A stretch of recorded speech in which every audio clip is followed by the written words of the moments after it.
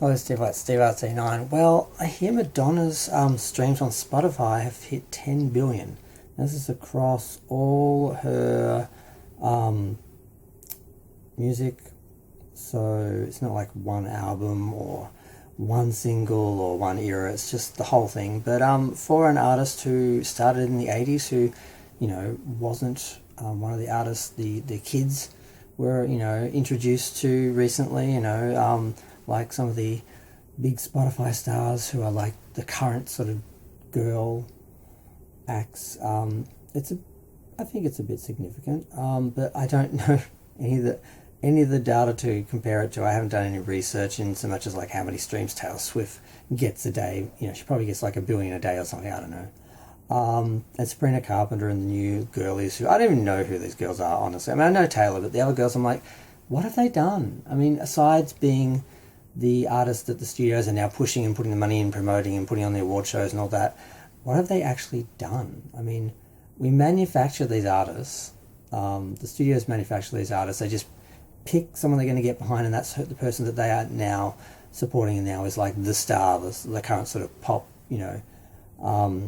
diva sort of thing. And sometimes they don't actually have any hits. They don't really do anything. They're just the person they're putting the money behind right now.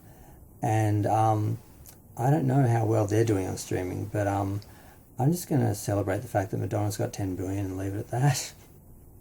Because it's something. I mean, frankly, a lot of Madonna fans are still listening to vinyl. A lot of Madonna fans still have CDs. A lot of Madonna fans converted all their CDs to MP3s and listen to that and don't actually stream. Not everyone uses Spotify. A lot of older people don't. And that doesn't mean Madonna, that those people don't count, but they literally don't count so far as Spotify and streaming and all that. So it's kind of weird because the younger artists just look at the numbers. I mean, the younger fans just look at the numbers for their artists and say, well, they're the only ones that matter. They're the only ones that, people are listening to. And it's like, no, people are still listening to Madonna and older artists. They're just not listening to her on your platform, although some are, because Madonna's got 10 billion. So it just shows that some younger artists are discovering Madonna, which is good. But I mean, I imagine how she'd do if she was actually being pushed by a studio, if she actually had payola again and studio support. And I mean, when was the last time she had that? Maybe Rebel Heart. I think Rebel Heart still got some attention from the mainstream. That was the last time she was getting any support that I remember. And before that, the only big support she got was like from MDNA when she did the Super Bowl, which is why that was the last hit she had in the charts, by herself. Actually, no, it wasn't by herself. It had those other two girlies, Nicki Minaj, and the one we don't care about anymore because she gave America the finger and disrespected Madonna. She had an invitation to perform with her, and on the Super Bowl, which is a big deal. And then she, ruined the performance and got fined, and I think she got cancelled and disappeared. I don't know, who cares? But Nicki's still going, so we love Nicki. But I'm totally off the thing now. But yeah, 10 billion on Spotify. It's a good thing. I just wish Madonna had the same sort of support that these new girls do, because how it sort of seems to go in studios, you kind of get your first deal, studios will support you, and if you can generate your own sort of momentum after that, you'll keep going for a while, and eventually disappear. Madonna managed to keep going for like decades. No one else really did that. But at some point, she sort of couldn't keep generating that, the attention and the momentum.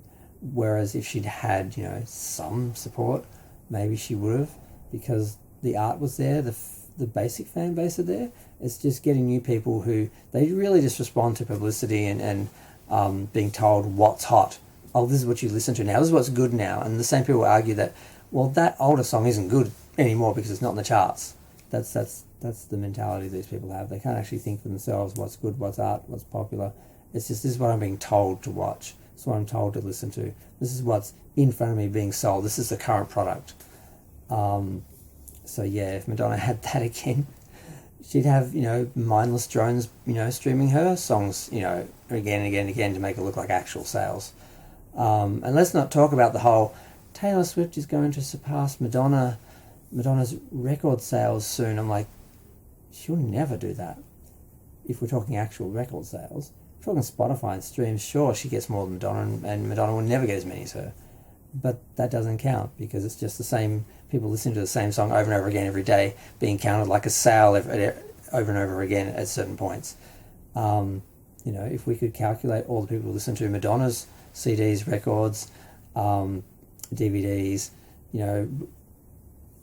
record play, radio play, people who tape stuff off the radio instead of buying, like if we get all that stuff we did in the 80s and 90s and noughties that doesn't get counted. If we could count all that and put that up against Taylor Swift, there'd be a comparison there. But yeah, I'm going to go. Feel free to share, like, comment, subscribe. Let me know what you think of 10 billion streams.